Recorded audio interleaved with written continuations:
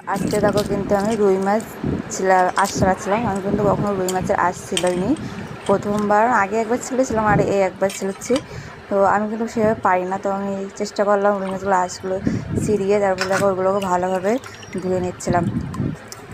তোমরা আমার মতো কে কে পাও না এইসব মাছ টাছ ধুতে কমেন্টে জানাবে। তো আমি কিন্তু যেরকম পারি আমি সেভাবে কিন্তু জিনিসটা করছিলাম। আর রান্নাটা কিন্তু আমি করিনি, আমার শাশুড়ি রান্নাটা করেছে। আমি এটা খুব বেশি রান্না করি না, আমার শাশুড়ি খুব একটা রান্না করে সবসময়। দেখো এই যে মাছের ফুলকোগুলো, এগুলো কে কে ভালোবাসো কমেন্টে জানাবে। মাছের ফুলকোগুলো না আমি প্রচণ্ড পরিমাণে রক্ত থাকে, তো আমি কিন্তু ভালো করে ডোরগুলো কিন্তু পরিষ্কার করে নিয়েছিলাম। তারপর দেখো আমি কিন্তু লবণ মাখিয়ে রেখে দিয়েছিলাম, মা রান্না করেছিল পরে।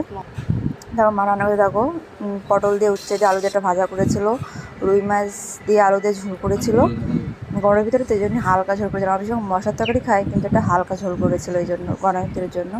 তারপর দেখো কিন্তু করেছিল আমের টক। আমের টকটা কিন্তু গরম ভিতরে দারুণ লাগে, আমার তো বেশ ভালোই লাগে, তোমাদের কার কার ভালো লাগে জানিও। তারপর দেখো আমি ভাত ভাত খেতে বসে গেছিলাম, সাইডে আমার বড়ও খাচ্ছিলো, তা আমিও কিন্তু ভাত খেতে বসে গেছিলাম। এবার আমের টকটা খেতে কিন্তু দারুণ লাগে, কিন্তু লাস্টে দেখো আমি আমের টকটা ভাত খেয়েছিলাম, কিন্তু আমের টক এত সুন্দর লাগলো না ভাতটা খেতে। তোমাদের কার কার ভালো লাগে কমেন্টে কিন্তু অবশ্যই জানাবে। তো আজকের জন্য এইটুকু ভিডিও, চলো টাটা, সাথে পরের ভিডিও দেখা হবে।